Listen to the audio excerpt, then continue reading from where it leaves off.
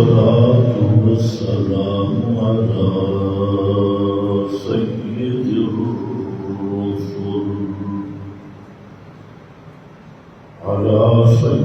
الرسل وخاتم الأنبياء.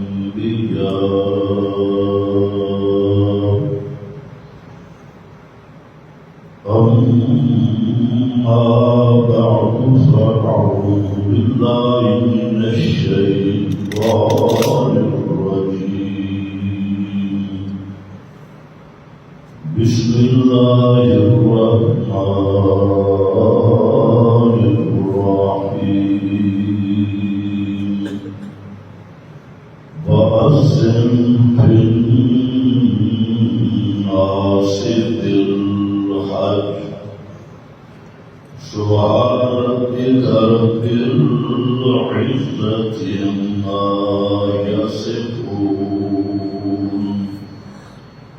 وسلام على المرسلين والحمد لله رب العالمين.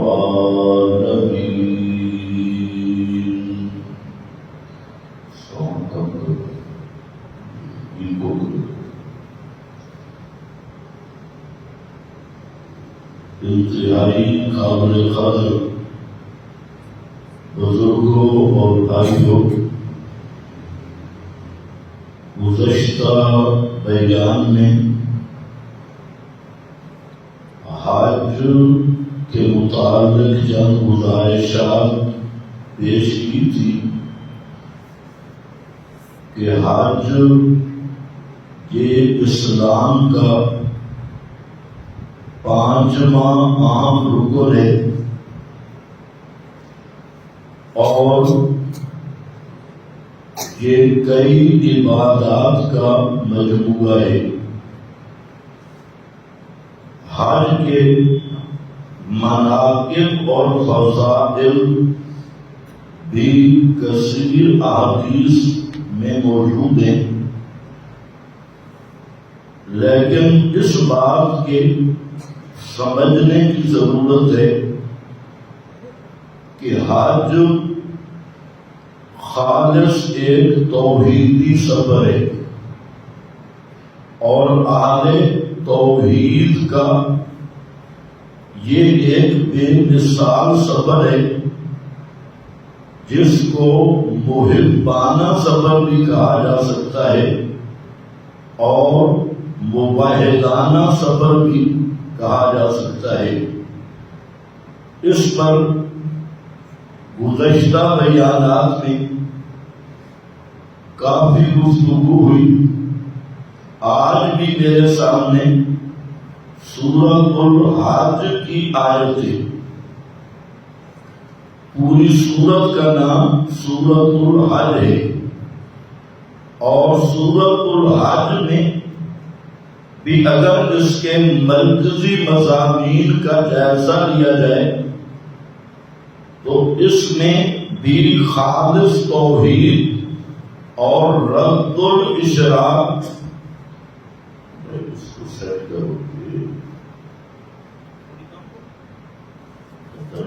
صحیح نہیں ہے میرے پاس اس کو صاف کرو. میں نے سمجھ بھی ہے اس شور میں مجھے بھی سمجھ نہیں آ رہی میں کیا کر رہا ہوں. اس کو صاف کرو زیادہ آواز. سورۃ الحج میں یہی مضمون ہے اللہ کی توحید اور خصوصاً شرک کے پیروی کرنا جو گزشتہ جمعہ کا اہم عنوان تھا. تو یہاں پر بھی اللہ رب العزت نے فرمایا وَإِذْ لِإِبْرَاهِيمَ مَكَانَ الْبَيْتِ، اور جب جگہ معین کر کے دی ہم نے حضرت ابراہیم کو مکان البیت، بیت کی جگہ، بیت اللہ کی جگہ. بیت اللہ یہ سب کو معلوم ہے کہ یہ سب سے پہلا گھر ہے جو اللہ تعالیٰ کی توحید کے مرکز کے طور پہ اس زمین پر قائم ہوا.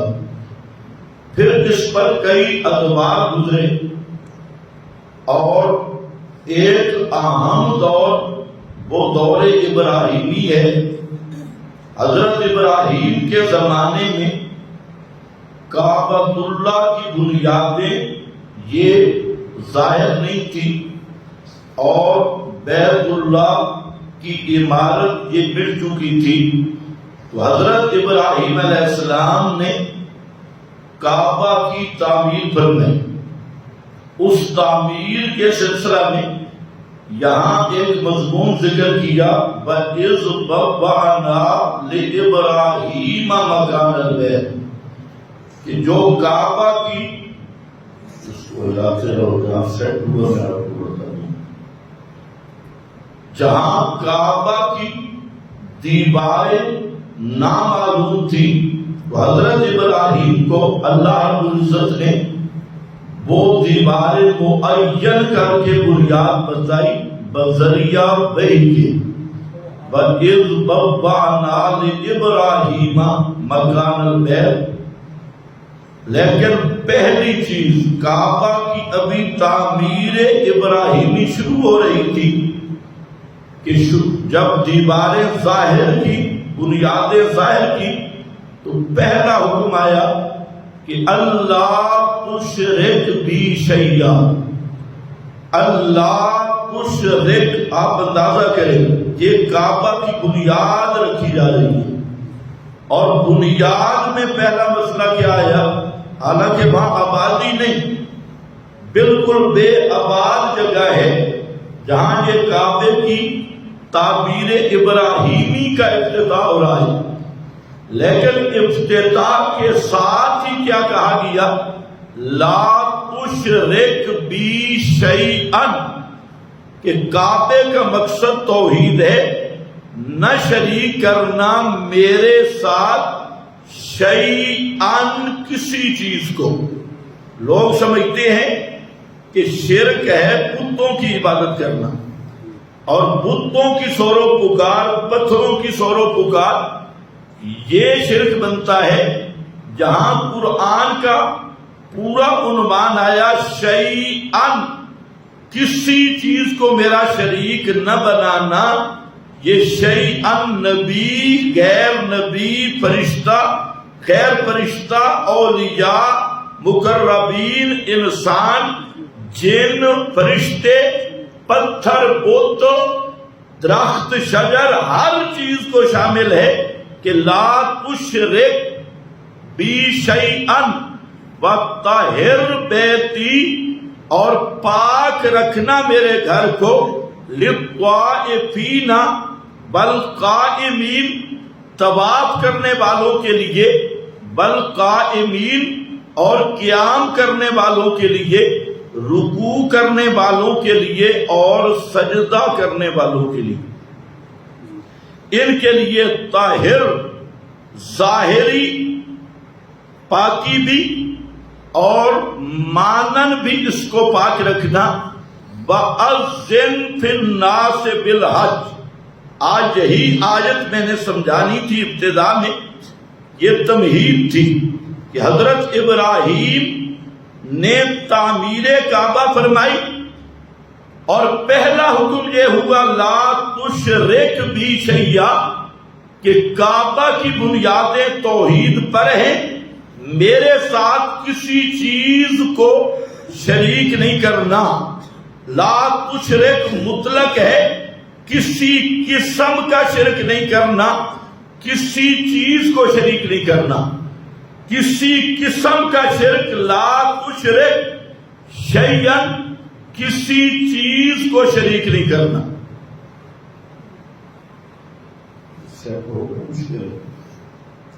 اذن فی الناس بالحج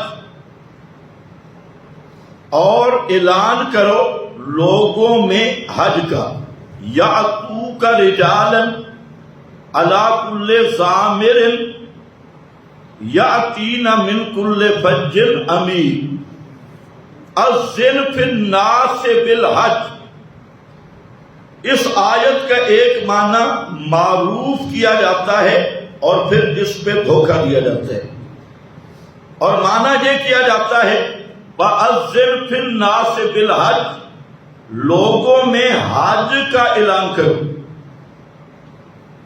تو یہ حکم کس کو ہے؟ حضرت ابراہیم کو۔ جو معروف معنی ہے وہ میں کر رہا ہوں۔ تو حضرت ابراہیم نے عرض کی یا اللہ میں اعلان کروں جہاں کو کوئی بندہ موجود ہی نہیں، تو میرا یہ اعلان سنے گا کون؟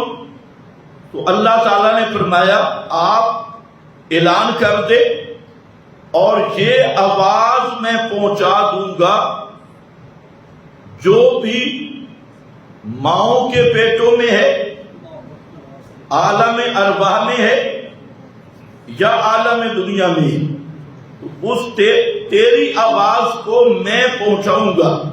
حضرت ابراہیم ایک پتھر پہ کھڑے ہوئے اور انہوں نے اعلان کیا، تو اللہ تعالیٰ نے یہ آواز ہر جگہ پہنچائی۔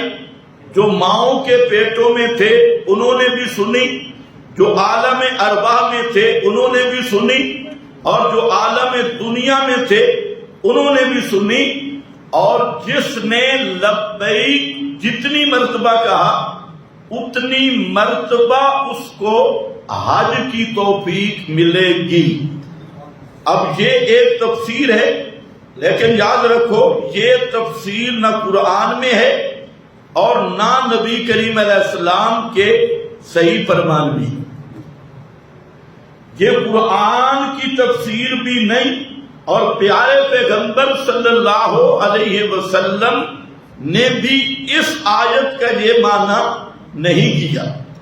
اب جو اہل بدعت تھے انہوں نے اس تفسیر کو مشہور کر کے آگے یہ مشہور کر دیا، دیکھے کہ طور سے بھی سنا نہ، لہذا حضرت ابراہیم کی آواز جب ساری مخلوق سنتی ہے تو ہماری آواز نبی پاک کیوں نہیں سنتے اور یا اللہ کیوں نہیں سنتے؟ انہوں نے یوں آگے سے تعریف کی۔ تو میں دو باتیں یہاں عرض کرنا چاہتا ہوں۔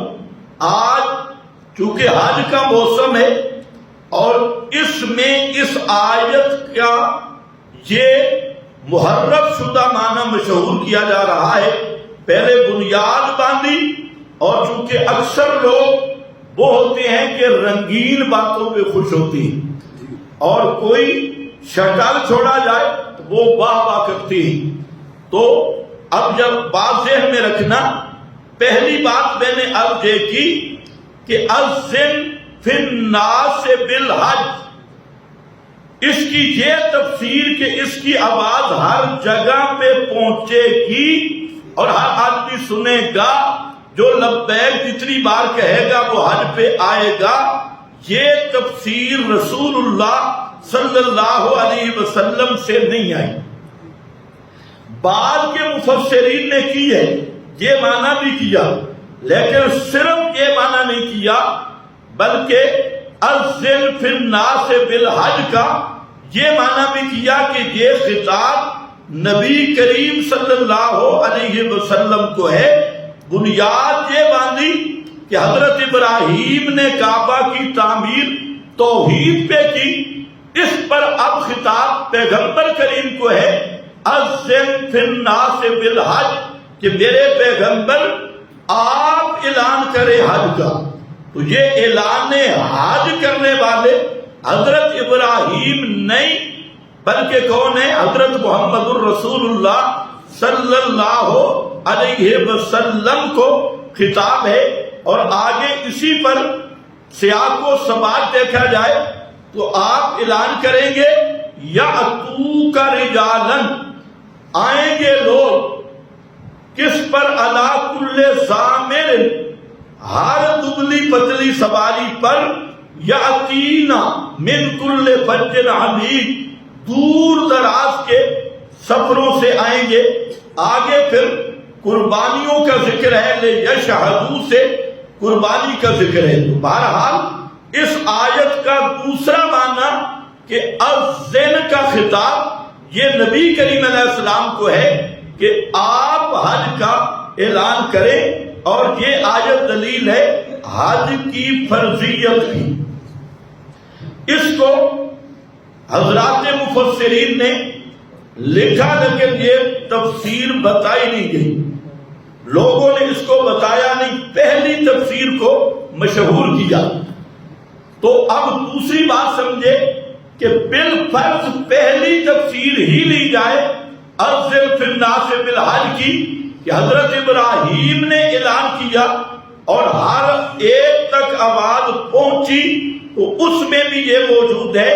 حضرت ابراہیم نے یہی تو سوال کیا کہ میری آواز کیسے پہنچے گی، تو اللہ تعالیٰ نے فرمایا کہ آپ آواز لگائیں اور پہنچانا میرے ذمہ ہے۔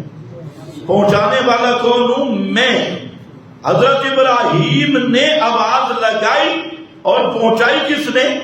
اللہ نے۔ اور اللہ کے پہنچانے پر تو کوئی سوال ہی نہیں۔ اس سے یہ استدلال کرنا کہ حضرت ابراہیم کی آواز ہم سن سکتے ہیں، تو حضرت ابراہیم یا انبیاء اولیاء ہماری آواز کیوں نہیں سن سکتے؟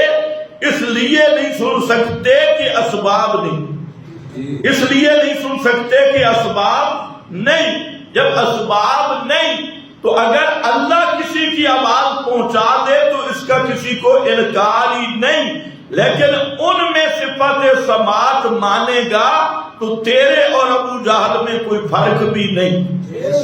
بالکل یہی مسئلہ ہے کہ اللہ چاہے تو وہ آواز جہاں مرضی پہنچا دے، وہ قادر ہے، لیکن سوال ہے کہ ایک ہے اللہ چاہے پہنچا دے، ایک ہے پہنچاتا ہے یا نہیں۔ اللہ قادر ہے کہ شہباز شریف کو زرداری بنا دے، نہیں بنا سکتا، لیکن سوال ہے بنایا ہے؟ بنایا تو نہیں نا۔ اللہ چاہے تو مولوی کو زنانی بنا دے، اچھا بھلا بوڑھا مولوی سفید داڑھی بہترین رومال سمیت اسے چاہے تو زنانی بنا سکتا ہے، لیکن سوال ہے کہ بنایا ہے یا نہیں۔ تو اس سے یہ استدلال کرنا کہ انبیاء اولیاء ہماری پکارے سنتے ہیں، یہ خالصتاً شرک بھی ہے اور تحریف بھی ہے۔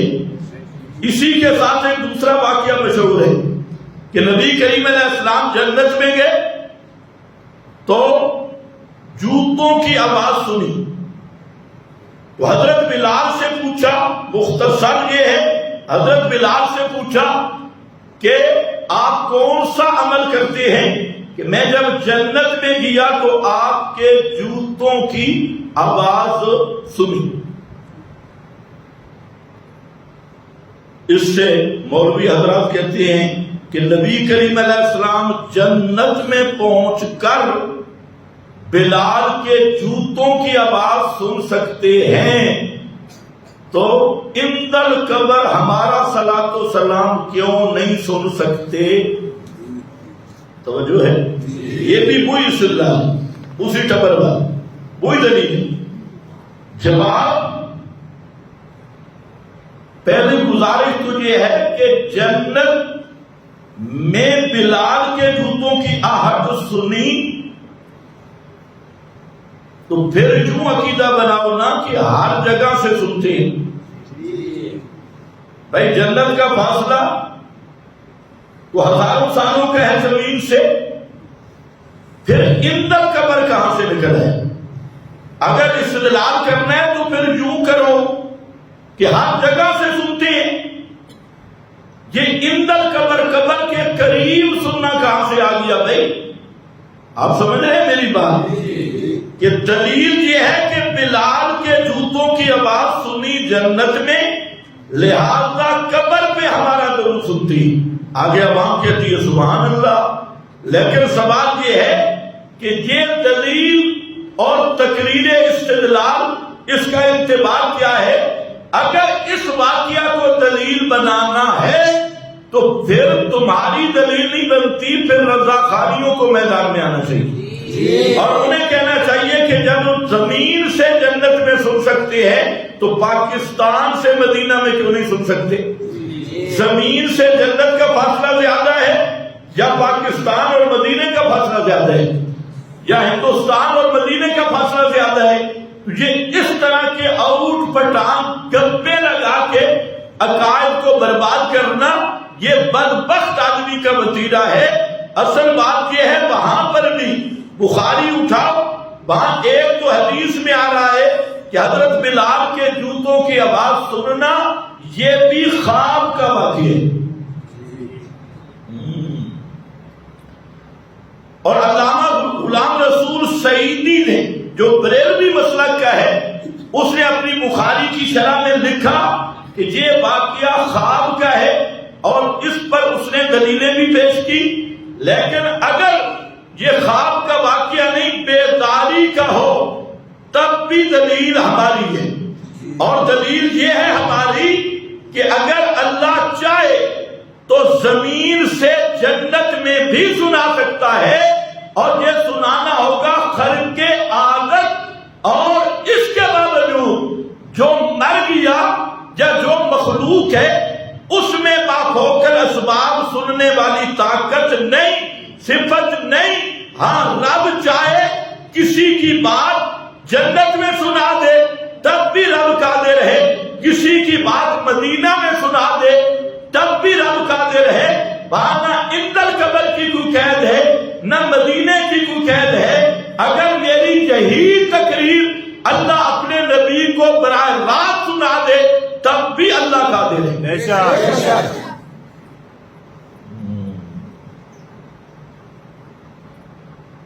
اس کو کہتے ہیں خرق کے عادت کو عام کر دینا، کھینچنا، اور ہمیشہ مشرک نہیں کرتا ہے کہ جو بھی خرق کی عادت واقع ہوگا اس کو کھینچنا شروع کر دے گا۔ حضرت عیسیٰ بغیر باپ کے پیدا ہوگے، یہ کیا ہے؟ یہ قانون اور عادت ہے یا خرق عادت؟ یہ خرق عادت۔ خرق عادت کا مطلب ہی یہ ہے کہ اسباب اور مسببات کا رشتہ توڑ کے نتیجہ حاصل کیا جاتا ہے اور دیا جاتا ہے۔ تو حضرت عیسیٰ کا بغیر باپ کے ہونا یہ خرق عادت واقعہ۔ اب کوئی ہماری نظر برادری کے پڑوس میں یا ان کے رشتہ داروں میں کوئی آدمی کنواری سے پیدا ہو جائے کوئی بچہ تو اسے کیا کہیں گے؟ حلالی ہے؟ غیر شادی شدہ لڑکی سے پیدا ہونے والا حلالی ہے؟ آگے دلیل دے، حضرت عیسیٰ بغیر باپ کے پیدا ہو سکتا ہے اور ہمارا یہ عزیز بغیر باپ کے پیدا نہیں ہو سکتا، یہ دلیل صحیح ہوگی؟ بولو۔ آج پورے امت کو گمراہ کیا جا رہا ہے یہ شٹل چھوڑ کے۔ وہ کہا جائے گا بھائی یہ تیری دلیل صحیح نہیں، کیونکہ حضرت عیسیٰ کا بغیر باپ کے پیدا ہونا یہ خرق عادت تھا، اور خرق عادت میں تعمیم نہیں ہوتی اور وہ عام قانون نہیں ہوتا، وہ صرف اللہ کی قدرت کا ایک خاص موقع پہ اظہار ہوتا ہے، وہ ضابطہ اور قانون نہیں ہوتا۔ جیسے حضرت موسیٰ کا ڈنڈا ڈالا سانپ بن گیا، اور حضرت موسیٰ کے علم میں بھی نہیں تھا یہ کیا ہوتا ہے، اس لیے پہلے اللہ نے پوچھا ما تلک بیمینک یا موسیٰ، اس کی تھوڑی مزید کوشش کرو، چلا دیا ماشاءاللہ، یہ اچھا طریقہ ہے۔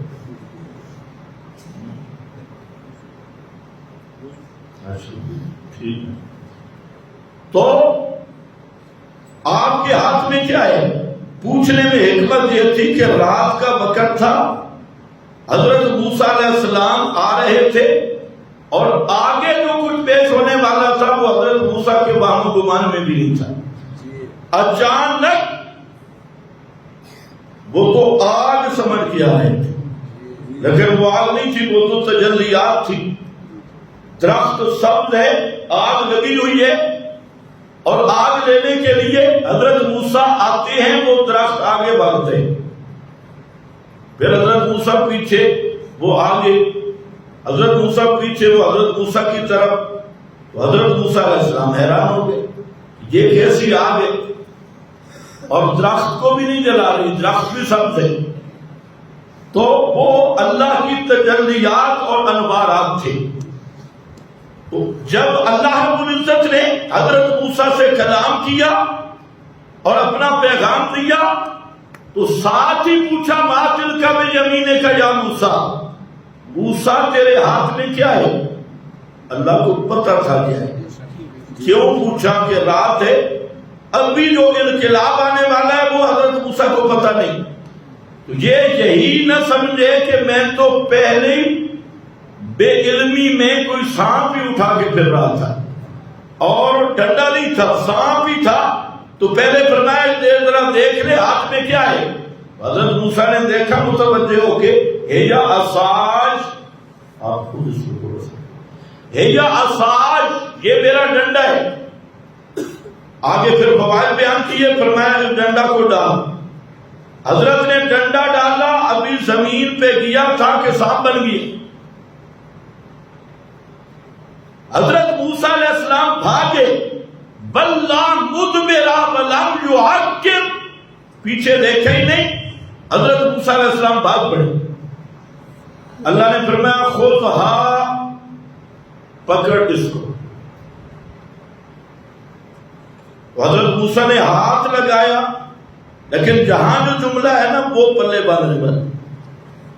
فرمایا لا تخف، ڈر نہیں، اس کو پکڑ، سنعیدھا سیرتھا الاولی، آپ کے ہاتھ میں ڈنڈا ڈال، سانپ ہم بنائیں گے.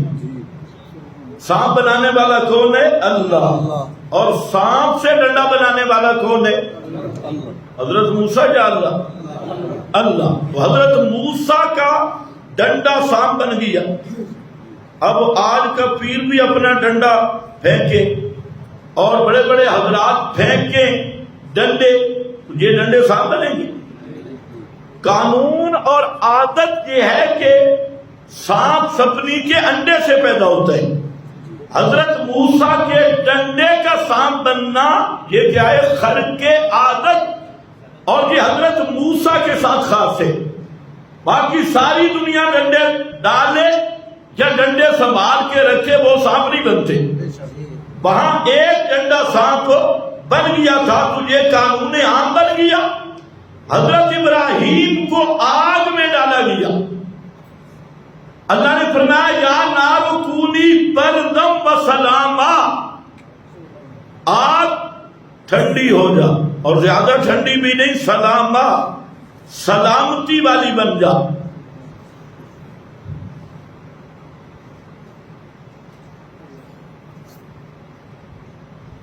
آگ سلامتی والی بن جا. تو حضرت ابراہیم پہ آگ سلامتی بن گئی. اب اگر کسی بزرگ کو کوئی آدمی اٹھا کے تنور میں ڈالے اور کہے یا نار کونی بردم و سلاما، تو یہ دلیل صحیح ہوگی؟ نہیں. بولو نہیں. وہ دلیل دیتے حضرت ابراہیم پر تو آگ نہیں جلی، ہمارے بابے میں کیسے جلے گی؟ تو کسی بابے کو تنور میں ڈال کے یہ آیت پڑھے، دلیل دے، سب کہیں گے بھائی اس کو کسی منٹل ہسپتال میں داخل کرو، کیونکہ وہ خرق عادت ہے.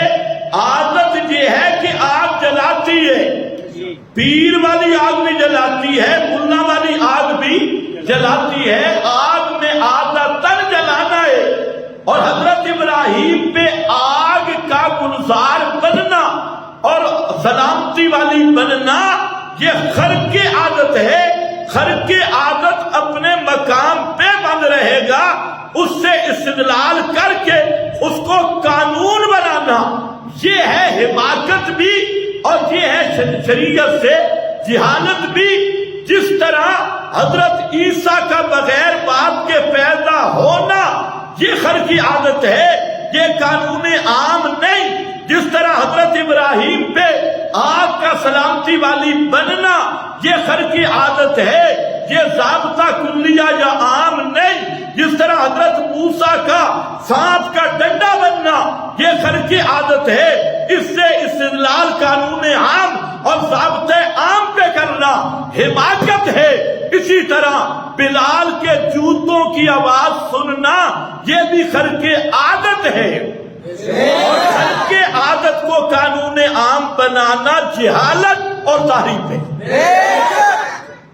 بس چونکہ حج ہے تو حج میں لوگ یہ دھوکہ دے رہے ہیں، حج پہ جاتے ہوئے دھوکہ اذن فی الناس بالحج، اور بنیاد توحید تھی، حج کے نام پہ شرک پھیلانا شروع کر دیا۔ حالانکہ حج نرا توحید والا سفر ہے اور توحیدی یادگاروں کا سفر ہے اور شاعر اللہ کا سفر ہے اور توحید کی خاص شعار کا سفر ہے۔ اس کو گڑبڑ کیا گیا۔ اب میں آتا ہوں اپنے گزشتہ جو جمعہ سے رہ گیا تھا مسئلہ، جہاں تک ہم پہنچے تھے وہ تھا حج کا خطبہ۔ حج کا خطبہ میں ذکر کر رہا تھا کہ پیغمبر کریم صلی اللہ علیہ وسلم نے وہاں خطبہ دیا حجۃ الوداع میں، اور خطبہ میں آپ کے کئی ارشادات تھے جن میں یہ مسلم شریف ہے، فرمایا ان دماءکم و اموالکم حرام علیکم کحرمت یومکم ھذا، کہ تمہارے خون اور تمہارے اموال، اور دوسری حدیث ہے اعراضکم، تمہاری عزتیں اس طرح تم پہ حرام ہیں جس طرح کا حرمت یومکم ھذا فی شہرکم ھذا فی بلدکم ھذا، جس طرح اس شہر کا احترام، اس مہینے کا احترام اور اس مہینے کا اور اس جگہ کا احترام، اس طرح تمہارے مال، تمہاری عزتیں، تمہارے جانیں وہ حرام ہیں ایک دوسرے پر۔ مطلب کسی مسلمان کو قتل نہیں کرنا، اور قرآن ہے فرمایا من یقتل مؤمنا متعمدا فجزاؤہ جہنم، جس نے جان بوجھ کر کسی مومن کو قتل کیا، متعمدا جان بوجھ کے قتل کیا، فرمایا فجزاؤہ جہنم، اس کے اس قتل کی سزا جہنم ہے۔ جہنم، اور صرف جہاں تک نہیں، خالدن فیہا، خالدن فیہا، اس جہنم میں خلود ہوگا، خلود، عارضی داخلہ نہیں ہوگا، لمبے زمانے تک داخلہ ہوگا۔ خلود کے دو معنی ہیں، ایک خلود کا معنی ہے ابد الآباد، ہمیشہ ہمیشہ، لیکن ابد الآباد جو جہنم کا داخلہ ہے وہ مشرک ہے، مشرک ہمیشہ ہمیشہ جہنم میں رہے گا، کبھی نہیں نکلے گا۔ اور ایک خالدن کا معنی عرفی ہے لمبا زمانہ، بہت لمبی مدت، تو فرمایا لمبی مدت تک جہنم میں رہے گا، خالدن فیہا، ایک عرصہ ہوگا جو اسے جہنم میں گزارنا پڑے گا۔ اگر یہ مباحث تھا اور اگر یہ تھا ہی مشرک اور تھا ہی کافر تو پھر تو وہ ابد الآباد جہنم میں رہے گا، لیکن جان بوجھ کر ایک مسلمان کو قتل کیا متعمدن، تو فرمایا کہ اس کی سزا جہنم ہے۔ آج تو مسلمان کا خون بالکل ہلکا سمجھا جاتا ہے اور پرواہ ہی نہیں، مسلمان کو قتل کرتا ہے، اور اس کو پھر مسلم کا خون مسلم پر بہانے کو واجب سمجھتا ہے، اور اس کو ملا برخلافتی ہے۔ تو یاد رکھو، مسلمان جب مسلمان کا خون بہائے گا تو یہ خون بہانا حرام ہوگا۔ ہاں، اس کے لیے شریعت نے چند جگہ پہ استثناء دے دی کہ کون سے مواقع ہیں کہ مسلم کا خون بہایا جا سکتا ہے. اس میں ایک قصاص ہے. قصاصاً جب قتل ہوگا، ایک نے ایک آدمی کو قتل کیا، اس کے بدلے میں قصاص لینا واجب ہے، تو اس کو استثناء مل گیا. دوسرا، اگر شادی شدہ آدمی ہے اور شادی شدہ وہ زنا کرتا ہے اور اس کی زنا اقرار سے یا صحیح گواہوں سے شرعی قانون سے ثابت ہو گئی تو اس پر رجم ہوگا، لیکن یہ اسلامی حکومت کی ذمہ داری ہوگی. اور تیسرا وہ کہ جو اسلام سے مرتد ہوا، مرتد پہلے مومن تھا اب اس نے کفری عقیدہ اختیار کیا، تو یہ 3 صورتیں ہیں. اور چوتھی صورت یہ ہے کہ وہ آدمی جو اہل اسلام کے خلاف بغاوت شروع کر دے تب بھی اس کا قتل کرنا واجب ہوتا ہے، باغی کا اور قاتل کا اور اس محسن کا، محسن شادی شدہ کا اور مرتد کا. اس کو استثناء دیا. باقی فرمایا من یقتل مؤمنا متعمدا فجزاؤہ جہنم. بعض احادیث میں کہ قیامت کے دن جو مظلوم مقتول ہوگا وہ اسی حالت میں آئے گا اللہ کی دربار میں، عدالت میں، جس طرح اس کو قتل کیا گیا تھا، اور وہ اپنا سر اٹھائے ہوئے آئے گا اور قاتل کے وہ گریبان سے پکڑے ہوگا، اس کے دامن سے پکڑے ہوگا اور پکڑتے ہوئے اللہ کی عدالت میں گھسیٹ کے لائے گا کہ یا اللہ یہ وہ آدمی ہے اس سے پوچھو اس نے مجھے کیوں قتل کیا تھا. یہ کیس بڑا بھاری ہے. آج تو بڑا آسان ہے کہ بس انگلی دباؤ اور اس پہ فخر کرتے ہیں. مسلمان کا خون اللہ کے ہاں سب سے قیمتی خون ہے اور اس کو بہانا یہ سب سے بڑا ظلم ہے. اس لیے فرمایا پیارے پیغمبر نے کہ خبردار خبردار تمہارے خون آپس میں حرام ہے، آپس میں کحرمت یومکم ھذا. تمہارے اموال، مسلمان کا مال کھانا، ظلمت، دکان پہ دھوکہ دینا، تجارت میں دھوکہ دینا اور جھوٹ بول کے سودا بیچنا، فراڈ کر کے مال حاصل کرنا، 2 نمبری سے زمینیں حاصل کرنا، وراثت کے حصے کھا جانا، دوسروں کا حق دبا جانا، کسی وجہ سے بھی فرمایا یہ اس طرح حرام ہے جس طرح اس دن کی حرمت، اس مہینے کی حرمت اور اس حرم کی حرمت ہے. آج مسلمان اس کو سمجھتے ہیں. آج اگر بازار میں جاؤ نا، ایک کونے میں داخل ہو دوسرے سے نکل جاؤ، اس میں اگر کوئی غیر مسلم ہے نا اس میں کچھ نہ کچھ دیانت موجود ہوگی، لیکن یہ جو مسلم بیٹھا ہے، اکثر کی بات کر رہا ہوں، سب کی نہیں، کئی نیک آدمی بھی ہے، اس کا رویہ دیکھو تو یہ ہندوؤں سے بھی آگے گزرا ہوتا ہے.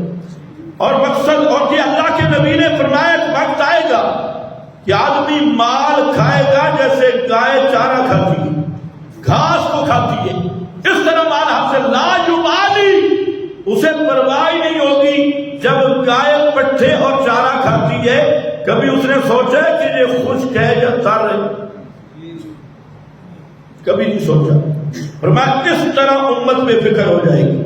آج بے پرواہ یہ حلال ہے یا حرام ہے اس کی فکر ہی نہیں، مشکوک ہے، حلال ہے حرام ہے. پیغمبر کریم نے فرمایا الحلال الحرام بین، الحلال بین والحرام بین. اور لوگوں حلال بالکل واضح ہے، حرام بھی بالکل واضح ہے، لیکن کچھ چیزیں حلال اور حرام کے درمیان میں بھی ہیں جن کا حلال ہونا بھی واضح نہیں، حرام ہونا بھی واضح نہیں، درمیان میں ہے. مشتبہ چیزیں، شک والی چیزیں، شبہ والی فرمایا تقویٰ یہ ہے کہ ان شبہ والی چیزوں سے بچ جاؤ، ان شبہ والی چیزوں سے بھی بچ جاؤ، ان سے بھی بچ جاؤ۔ اور دوسری حدیث میں ہے کہ جب ایک چروایا اپنے جانور چراتا ہے، بھیڑ بکری چراتا ہے، تو سمجھدار چروایا کون ہوتا ہے؟ جو باؤنڈری تک اپنے مویشیوں کو نہیں جانے دیتا، بننے اور باؤنڈری تک نہیں جانے دیتا، چراگاہ کے درمیان میں رکھتا ہے، اور جب بننے اور باؤنڈری پر جو جانور پہنچ گئے تو پھر کوئی گارنٹی نہیں کہ وہ دوسرے کے کھیت سے بھی منہ ماریں گے اور دوسرے کے کھیت کو بھی وہ خراب کریں گے۔ تو فرمایا حلال بین ہے، واضح ہے، حرام بین اور واضح ہے، لیکن حلال اور حرام کے درمیان کچھ چیزیں ہیں جن کو میں نے تعبیر کیا شک والی چیزیں، شبہ والی چیزیں۔ فرمایا ان شبہات سے بچ جاؤ، یہی تقویٰ ہے اور یہی ایمان کی حفاظت ہے۔ ایک لقمہ حرام کا کھانے سے حدیث میں ہے 40 دن کی عبادت قبول نہیں ہوتی۔ ایک لقمہ حرام کا چلا گیا، 40 دن کی عبادت ضائع، قبول نہیں۔ عبادت، نماز، روزہ سب موجود، لیکن اللہ اس کو قبول نہیں کرتا۔ اور جس کا دن رات مشغلہ حرام کھانا ہو، اس کا کیا مقام ہوگا اللہ کے ہاں؟ اور نبی کریم علیہ السلام نے فرمایا ایک آدمی بکھرے بال، پرانے کپڑے، خستہ حالت، اور وہ رب کو پکارتا ہے یا رب یا رب، اور صرف اللہ کو پکارتا ہے، فرمایا اللہ اس کی دعا قبول نہیں کرتا۔ دعا بھی عبادت ہے، دعا قبول نہیں ہوتی۔ کیوں؟ فرمایا مشربہ حرام، ملبسہ حرام، اس کا کھانا حرام، اس کا پینا حرام، اس کا لباس حرام۔ انا یستجاب لہ، اس کی عبادات کیسے قبول ہوں؟ اس کا تو لباس بھی حرام، اس کا کھانا پینا حرام، اور اس کا چلنا بچھونا یہ حرام کے ساتھ ہے۔ تو اس لیے میرا بھائی، انا سب سے اونچی عبادت دعا ہے، جس کو مخ العبادہ کہا گیا، ساری عبادتوں کی جان کہا گیا، لیکن اللہ کے محبوب فرماتے ہیں کہ دعا جیسی عبادت بھی اللہ کے ہاں قبول نہیں ہوتی۔ آج ہم کہتے ہیں ہم دعائیں کرتے ہیں، قبول نہیں ہوتی۔ کبھی اپنے اعمال کا جائزہ لیا، کھانے پینے کا جائزہ لیا، لباس کا جائزہ لیا؟ اور یہ حدیث دل پہ لکھ لو، پیغمبر نے کیسے سمجھایا؟ فرمایا کہ حرمت یوم تمہارا، تمہارے اموال آپس میں اس طرح حرام ہے، قابل ادب اور احترام ہے، جس طرح یہ دن، جس طرح یہ مقام، جس طرح یہ حرم کعبۃ اللہ اور حرم کا علاقہ یہ محترم ہے، تمہارے اموال بھی آپس میں محترم ہیں۔ اعراضکم، تمہاری عزتیں، تمہاری عزتیں۔ آج ہماری مجلس غیبت پہ مبنی ہے، شروع غیبت سے اختتام غیبت پہ۔ دو آدمی اکٹھے ہوئے، جڑیں چھڑکائی جا رہی ہے، بہتان، غیبت، دوسرے کی تذلیل، دوسرے پہ فبتیاں، دوسرے کی تحقیر۔ فرمایا کہ سب حرام ہے، اور اشد حرمتن، اور جو غیبت ہے، فرمایا الغیبت اشد من الزنا، زنا کرنے سے غیبت کا زیادہ گناہ ہے۔ زنا کرنے سے آدمی توبہ کرے گا، اس کی توبہ قبول ہے، بلکہ سچے دل سے توبہ کرے گا تو یبدل اللہ سیئاتہم حسنات، یہ امید لگی ہوئی ہے اللہ اس کے گناہ کو بھی نیکی سے بدل دے۔ لیکن غیبت اور دوسرے کا گلہ کرنا، کیا سمجھتے ہو؟ غیبت کو کیا بولتے ہو؟ غیبت سمجھتے ہو بھی ہو یا نہیں؟ کسی کی پیٹھ پیچھے ایسی بات کرنا جو اسے ناگوار وہ سن نہیں رہا، ایسی بات کرنا جو اس کی عزت کے خلاف ہو، اور مجلس میں بیٹھ کے کرنا، یہ کیا ہے؟ یہ غیبت ہے اور یہ حرام ہے، اور اس کو زنا سے بھی اشد کہا گیا۔ لیکن آج تو مجلس کا چسکا ہی غیبت سے شروع ہوتا ہے، کسی پہ بہتان لگانا، کسی پہ بدگمانی کرنا، یہ کسی کی عزت کو خراب کرنا، اور دوسرے کی ماں بہن کی طرف، بیٹی کی طرف بری نظروں سے دیکھنا، اور یہ ساری چیزیں موبائلوں پہ گپے لگانا اور وہاں پر فرینڈ شپ قائم کرنا، یہ سب کی سب کیا ہے؟ آرام کا کل یہ اس طرح حرام ہے۔ پیغمبر کریم کا یہ آخری خطبہ ہے، آج بھی آخری ہے۔ آج سے نیت کر لو کہ انشاءاللہ ہم اس پہ ضرور عمل کریں گے، انشاءاللہ۔ اونچی ذرا انشاءاللہ، انشاءاللہ۔ سل کے دل سے یہ نیت کرو گے تو اللہ عمل کا ثواب بھی دے گا، عمل کی توفیق بھی دے گا، دونوں چیزیں ہوں گی۔ پھر فرمایا تمہارے اعراض حرام، اور فرمایا سنو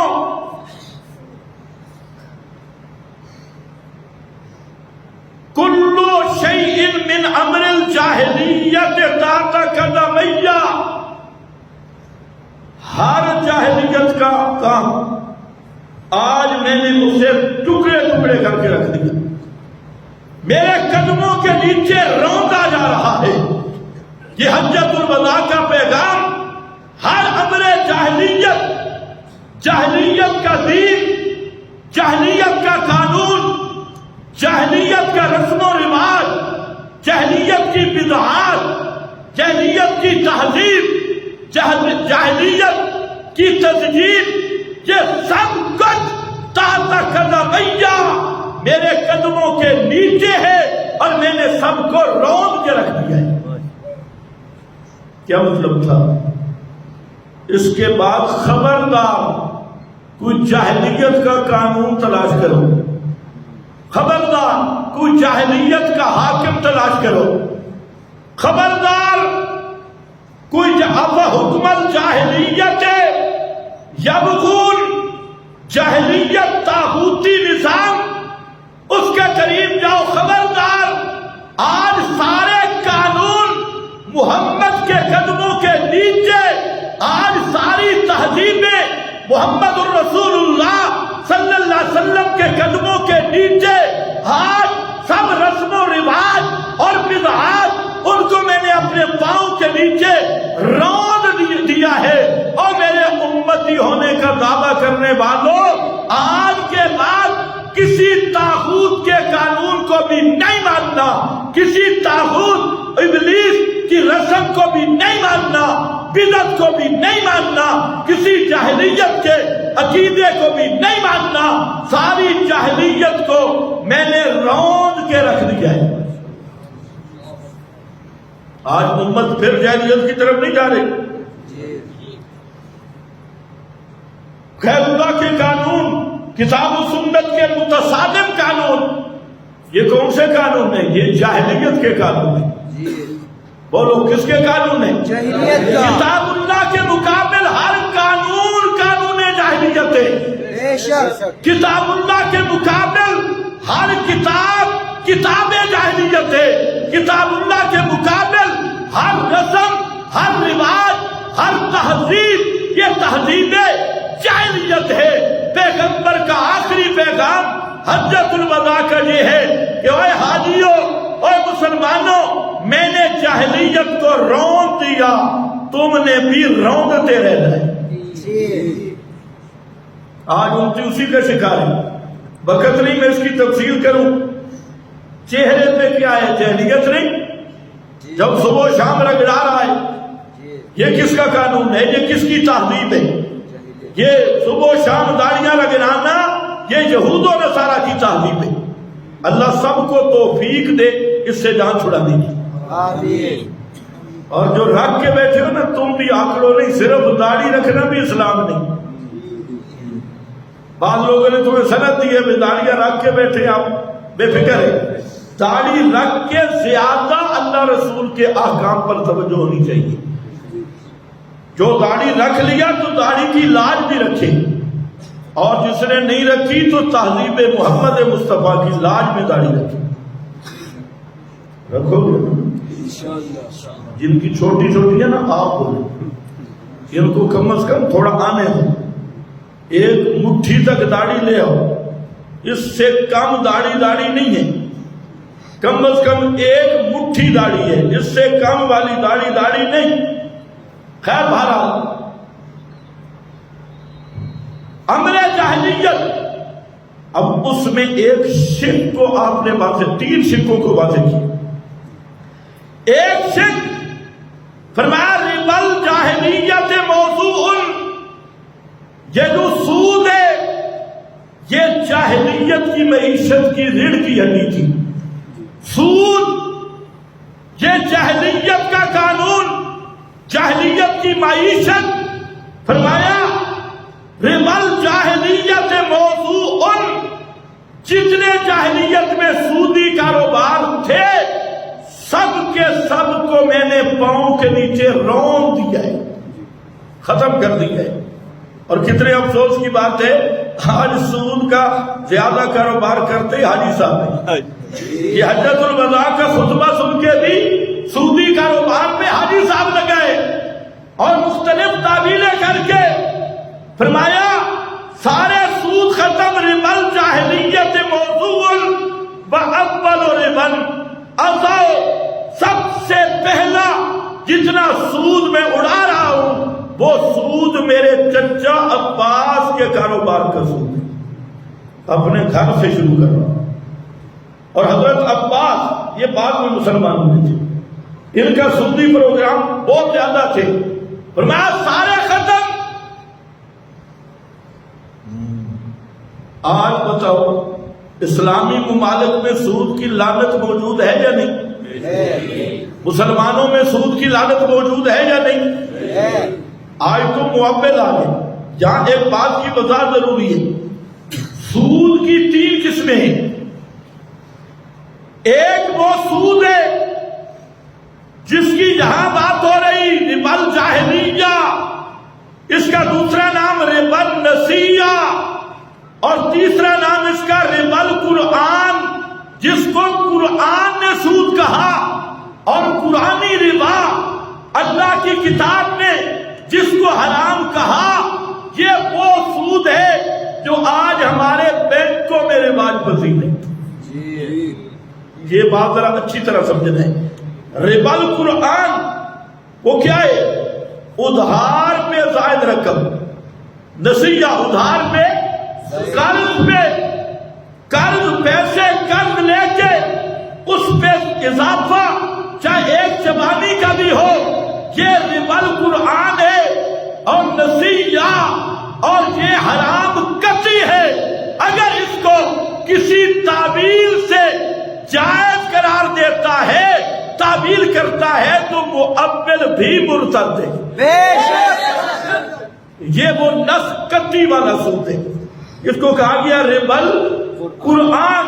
قرض پر اضافی پیسے یہ ربل نسیہ. اور یہی دنیا کے آج بینکوں میں جتنا بھی رائج ہے یہی سود ہے. اور یاد رکھو بعض کراچی کے مولوی سود کو حلال کرنے کے لیے تعویلیں کر رہے ہیں. سود کی ہر شکل چاہے وہ نام جتنے بھی بدل جائیں وہ حرام قطعی ہے. حتیٰ کہ علماء نے لکھا ایک جوانی سود کی کھانا 34 سے زائد مرتبہ اپنی ماں سے زنا کرنے کے برابر ہے. معمولی مسئلہ نہیں. آج لوگ کہتے ہیں جی کوئی نہیں، خیر ہے، اسلامی بینک ہے، میزان بینک ہے، جی میزان بینک اسلامی بینک ہے، فلانے بینک ہے. تو یاد رکھو بینکنگ کا پورا نظام یہودیت کا قائم شدہ ہے. اور یہودیت نے یہ پورا نظام بینکوں کا اسی ربا پہ قائم کیا جس کو ربا النسیہ کہا جاتا ہے اور جس کو ربا القرآن کہا جاتا ہے. قرآن جس کو سود کہہ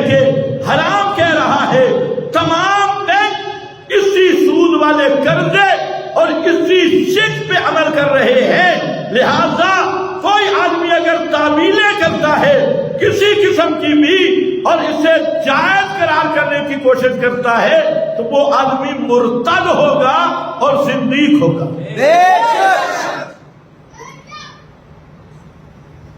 سود کھانا لینا دینا گناہ ہے، لیکن حلال سمجھنا یہ کفر ہے. بولو یہ کیا ہے؟ یہ مجھے پتہ ہے میں کتنی بھاری بات کر رہا ہوں.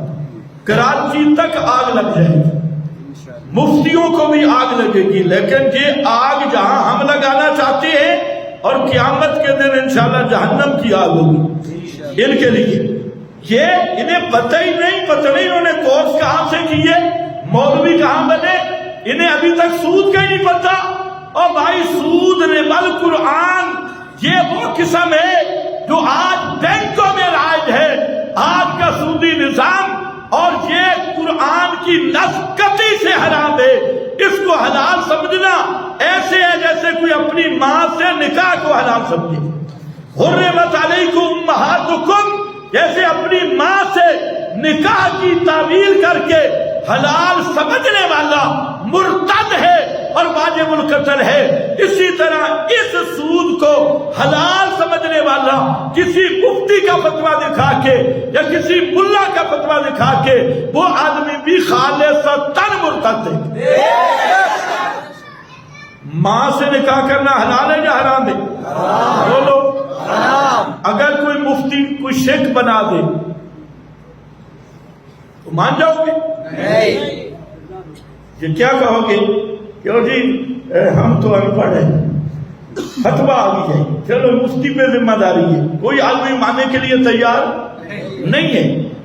لیکن جب سود کو ملا حلال کہتے ہیں، تعویلیں کرتا ہے اور اسلامی بینک سے میزان بینک سے فلانا بینک سے فلانا بینک تعویلیں کرتا ہے، وہاں تو آپ ایمان لے آتے ہیں. اور کیا وہ جی کراچی کا فتویٰ آیا ہوا ہے، فلانا فتویٰ آیا ہوا ہے. تو میں کہتا ہوں جہاں کیوں تعویل پہ جاتے ہو، وہاں تمہیں پتا ہے کہ ماں کی حرمت وہ قطعی ہے، وہاں کوئی مفتی کے کہنے سے ماں حلال نہیں ہوگی، اسی طرح کسی مفتی کے کہنے سے یہ سود حلال نہیں ہوگا. دوسرا ربا الحدیث ہے، یہ دوسری قسم ہے. 6 چیزوں کا پیغمبر کریم نے بیان کیا جس میں گندم کے بدلے جو کے بدلے کھجور کے بدلے، اور ان 6 چیزیں حدیث میں ہیں. ان کے لیے فرمایا برابر ہوں ان میں بالفضل و ربا. ایک تو نقد و نقد ہوں، دوسرا برابر. تو یہ ہے حدیث سے ربا، اور یہ ربا الحدیث ہے. حدیث سے ثابت شدہ چیزیں وہ 6 ہیں، وہ متعین ہیں. یہ سود کی دوسری قسم ہے.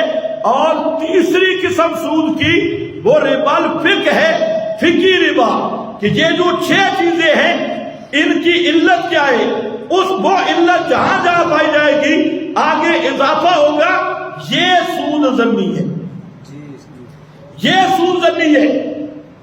لیکن قرآن والا سود بھی قطعی جو حدیث میں آ گیا وہ سود بھی قطعی، لیکن اس کی آگے علت اجتہاد کہ اس کی علت کیا ہے، وہ فقہی ربا. اس میں بحث ہو سکتی ہے کہ یہ چیز سود ہے یا نہیں، کیونکہ اس پہ کوئی نص موجود نہیں ہے. وہ فقہاء کی علت نکالی ہوئی ہے، اجتہاد ہے، وہ ضمنی ہے. لیکن اس کو بہانہ بنا کے یہ کہنا کہ سود کا مسئلہ واضح نہیں. جو سود دنیا میں رائج ہے اس کی حرمت نص قطعی سے ثابت ہے، اور یہ وہی سود ہے جس کو پیغمبر نے حجۃ الوداع میں فرمایا کہ یہ سارا ربا اور سود اس کو میں توڑ رہا ہوں اور اسے میں ختم کر رہا ہوں. بات سمجھنے کی کوشش کرو، جس کو سمجھنا ہے بعد میں بھی پوچھ لیں.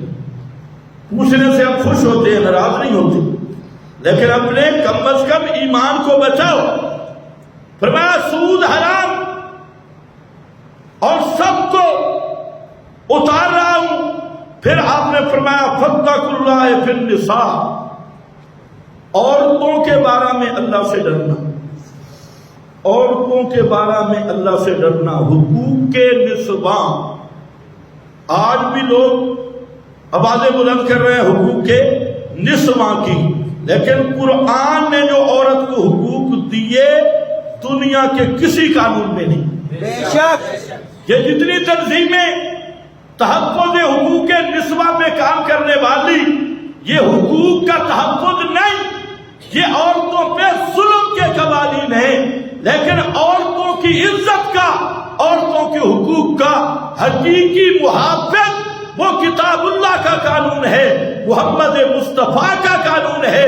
یہ انگریز، یہود اور دجال کی تہذیب میں انہوں نے عورت کو حق ننگا ہونے کا دیا، اور انہوں نے ہر جگہ پہ عورت کا حق سمجھا ننگا ہونا، عریانی میں سمجھا۔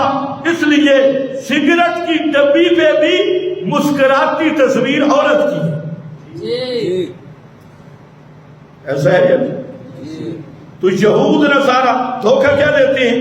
ہم بڑے حقوق نسواں والے ہیں، اس پر تنظیمیں بنی ہیں، لیکن یاد رکھو یورپ، امریکہ، مغربی تہذیب، دجالی تہذیب، اس کی بنیاد عورت کو ننگا کرنا ہے، اس کی بازار میں بیچنا ہے، اس کی عزت سے کھیلنا ہے، اس کے عزت کو تباہ کرنا ہے۔ اگر ایک ایک چیز پر آپ غور کریں تو ساری تہذیب کا مقصد عورت کو جنسی کھیل بنانا ہے، سب کا خلاصہ یہ۔ اور محمدی تہذیب کا نقطہ عورت کو عزت کا مرکز بنانا ہے، اور اس عورت کی عزت کا تحفظ کرنا ہے، معاشرے کی تطہیر ہے۔ یہی وجہ ہے آج پردے کو بھی لوگ سمجھتے ہیں عیب، یہ تشدد اور سختی ہے۔ چار دیواری عورت کے لیے انہوں نے کہا کہ حقوق کے خلاف ہے، پردہ حقوق کے خلاف ہے، اور خود کیا حق دیے؟ ہر جگہ پہ عورت کو عریاں کیا۔ اور آپ تو اسلامی ملک میں بیٹھے ہیں، کسی چیز کی مشہوری کا اشتہار ہو تو وہاں پر بھی عورت، حتیٰ کہ یہ جو موبائل ہے نا، موبائل، اس میں آپ بات کرنا چاہتے ہیں، کمپیوٹر پہ بھی آواز عورت کی فٹ کی، ایسا ہے یا نہیں؟ یہ کیا ہے؟ یہ دجالی تہذیب ہے، بے حیائی والی تہذیب ہے۔ یہ عورت کا مقام ہے کہ اس کی آواز، اس کی تصویر اور اس کی عزت کو نیلام کر دو، اسے حبس اور جنسی کھیل کی گیم بنا دو، یہ عورت کی عزت ہے؟ نہیں، اسلام نے عورت کو عزت دی۔ ماں ہونے کا رتبہ کس نے دیا؟ اسلام نے دیا۔ عورت ماں ہے، پیارے پیغمبر فرماتی ہیں اے لوگو جنت تمہاری ماں کے قدموں کے نیچے، یہ عزت ہے۔ بیٹی کا مقام اسلام نے دیا، اور فرمایا جو آدمی 4 بیٹیاں، بعد میں 2 تک موجود ہے، 4 بیٹیاں، ان کو اچھی تربیت کرتا ہے اور دینی تربیت کرتا ہے، ان کو پالتا ہے، وہ قیامت کے دن جہنم سے اس کے لیے حجاب بن جائے گی۔ بیٹی کو عزت دی، ماں کو عزت دی ہے، ماں کے سارے رشتوں کو عزت دی ہے، حتیٰ کہ بیوی کو عزت دی ہے، حتیٰ کہ بیوی کی ماں کو ماں کا مقام دی ہے، رشتوں کو جوڑ دیا۔ اور یہ رشتوں کا نظام یہ صرف اسلام میں ملتا ہے۔ یہود و نصارہ آج پتہ کرو، وہ تو جب آدمی بوڑھا ہوتا ہے نا تو انہوں نے باڑے بنائے ہوئے ہیں، اولڈ سینٹر ہے، اور اسی میں سارے بوڑھے پڑے ہیں۔ ابھی ماشاءاللہ اسلام آباد میں بھی ہے، اور آئیں گے یہ انگریزی تعلیم کے نتائج اب آنے لگ گئے۔ اور میرا بھائی قرآن کی طرف آتا، اللہ نے اپنی توحید کے بعد سب سے زیادہ جس چیز پہ زور دیا وہ والدین کے حقوق ہے۔ پورا قرآن پڑھ لو، اللہ تعبدوا الا اللہ کے بعد وبالوالدین احسانا، حتیٰ کہ نے فرمایا باپ کو راضی رکھ، باپ کی رضا میں اللہ کی رضا ہے، اور فرمایا یہ جو باپ ہے یہ جنت کا دروازہ ہے۔ لیکن انگریزی تعلیم نہیں سمجھنے تھی، اس نے تو رشتوں کے نام ہی بدل دیے، باپ کا مقام ہی گیا۔ ساری زندگی یونیورسٹیوں میں پڑھا، پینٹ پتلون کا نشہ چلا، اب باپ کو ڈیڈی جان، وہ پتہ نہیں ڈیڈی جان ہے کیا چیز، وہ باپ کو باپ کہنے پہ بھی شرم محسوس کرتا ہے۔ اور ادھر دین میں آتا نا اور قرآن کو دیکھتا تو قرآن نے عزت دی، ماں کا مقام۔ صحابی پوچھا یا رسول اللہ، اللہ کے حق کے بعد سب سے زیادہ حق مجھ پہ کس کا ہے؟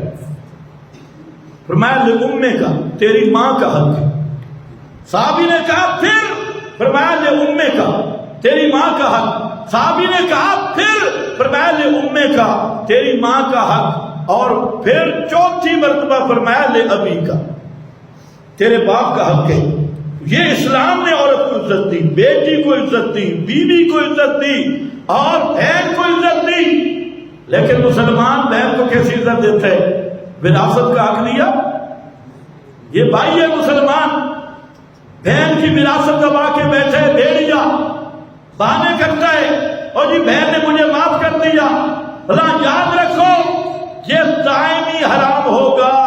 وراثت کے حصے کھانے والوں، قیامت تک جو لوگ کھائیں گے پیچھے آنے والے، وہ حرام آپ کے اکاؤنٹ میں بھی جمع ہوگا۔ معمولی مسئلہ نہیں، تاکلون التراث، قرآن نے حصے مقرر کیے۔ بھائی کا بہن کا حصہ ہے، قرآن میں موجود ہے، فرق رکھا ہے 1 اور 1/2 کا، اور اس کی بھی وجہ ہے 1 اور 1/2 کا۔ لیکن وراثت کے حصے ہیں، حصے۔ قرآن نے تو حق دیا، حق نہیں دے رہا تجھے، رسمی مسلمان نہیں دے رہا، اور اس کو وہ عزت سمجھ رہا ہے۔ تو بہرحال فرمایا اتقوا اللہ فی النساء، عورتوں کے بارے میں اللہ کا خوف کرنا، اللہ سے ڈرنا، ان پہ ظلم نہ کرنا، اور یہ پیغمبر کی وصیت ہے۔ تو ایک طرف تو تہذیب شیطان ہے جس نے عورت کو ننگا کر دیا اور بالکل آوارہ کر دیا، اور دوسری طرف ایک ہمارے قانون بنائے ہوئے ہیں کہ بیوی بیچاری باورچی بھی بیوی ہے۔ ٹائم ختم ہو گئی، میں ختم کرتا ہوں۔ کھانا روٹی پکانے والی بھی کون ہے؟ بیوی۔ کپڑے دھونا بھی، دھوبی بھی بیوی۔ گھر کی صفائی کرنا بھی کس کی ذمہ داری ہے؟ بیوی کی۔ اور تمہارا بستر بچھانا بھی کس کی ذمہ داری ہے؟ کپڑے استری کرنا بھی کس کی ذمہ داری ہے؟ بھی سارے کام عورتوں سے لے کر، اور کہیں ایک جگہ تھوڑی سی گڑبڑ ہو تو کئی ظالم مارنا شروع کر دیتی، مارتی اور ظالموں کی طرح مارتی ہے۔ یہ تمہیں کس نے اختیار دیا؟ اسی لیے فرمایا اتقوا اللہ فی النساء، اور یہ شکر کرو عورتوں کو پتہ نہیں۔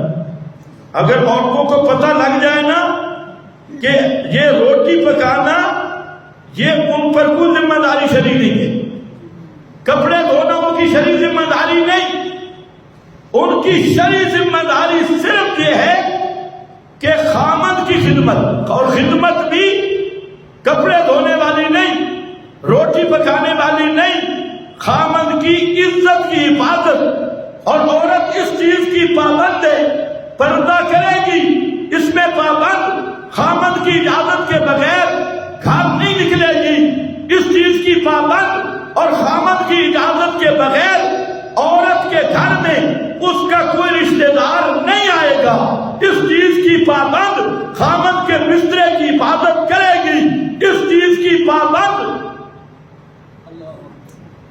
روٹی تو شکر ہے وہ پکا کر دے دیتی، شریعت نے پابند نہیں کیا، کپڑے دھونے کا شریعت نے پابند نہیں کیا کہ آپ سارے کام ان سے لیں، یہ تو ان کی مہربانی، اور شکر کرو زیادہ پڑی ہوئی نہیں۔ اگر انہیں یہ پتہ چل جائے نا کہ یہ ہماری ذمہ داری نہیں، پھر خامد کی بدماشی دیکھو نکلتی ہے، صبح صبح چولہے پہ بیٹھے اور خود ناشتہ تیار کرے اور خود روٹی پکائے، خود کپڑے دھوئے، خود استری کرے اور پتہ چل جائے لیکن وہ بیچاری سب کچھ آپ کا کرتی ہے، لیکن پھر بھی ظالم خامد ان کو مارتا بھی ہے اور اسے انسان بھی نہیں سمجھتا. اسی پہ فرمایا فاتقوا اللہ فی النساء، اللہ سے ڈرنا عورتوں کے بارے میں، ان کے ساتھ حسن سلوک رکھنا. بس میں تقریر جہاں ختم کرتا ہوں، کہیں یہ تقریر کوئی سن ہی نہ لے. توجہ ہے نا؟ ہاں تم گھروں میں جا کے سمجھاؤ یہ تقریر، یہ شرعی ذمہ داری نہیں. کبھی ان کا بھی شکریہ ادا کر دو، بھئی تمہارا شکریہ ہے کہ تم ہمیں روٹی بھی دے رہی ہو، کپڑے استری اور یہ ساری تم ہماری خدمت کر رہی ہو، تو ان کا بھی شکریہ ادا کرو، ان کا بھی یہ احسان مانو. جب عورتوں اور بیویوں کا احسان کا احساس ہوگا نا، پھر تمہیں ان کے ساتھ پیار بھی ہوگا، ان کی عزت اور احترام بھی تمہارے دلوں میں ہوگا. اور جب ان چیزوں کا احساس نہیں، ابھی تو صرف کسی کا غصہ چل رہا ہے، ڈنڈا چل رہا ہے، تو یہ ڈنڈا اس طرح نہیں. ہاں اگر شریعت بیوی نماز نہیں پڑھتی اب اس کو مار بھی سکتی، لیکن مارو گے تو تب کہ خود پڑھتی ہو. بیوی نماز نہیں پڑھ رہی، بے پردگی کر رہی ہے، پھر خامد اور خامد کی نافرمان ہے، اس کو ازدواجی حق پورا نہیں کرنے دیتی، نافرمانی کر رہی ہے. اب شریعت نے 5 آپشن رکھے ہیں کہ تم نے تربیت کیسے کرنی ہے. آخر پہ فرمایا کہ اگر گزارا نہیں ہو سکتا تو پھر طلاق دے، لیکن تربیت ہے. اچھا اس میں مارنا بھی ہے، جس کو آئے روشن خیال کہہ رہے ہیں ہو جی مارنا، ہو جی مارنا، اور الو کے پٹھوں سے پوچھو کہ تم تو ویسے ہی مارتے ہو. لیکن اسلام میں مار کا ایک درجہ ہے، تربیت کے درجات ہے، اس پہ آ کر یہ کام. بہرحال یہ حجۃ الوداع کا خطبہ شروع ہے، انشاءاللہ آئندہ جمعہ پہ جا کے یہ ختم ہوگا. وآخر دعوانا الحمدللہ.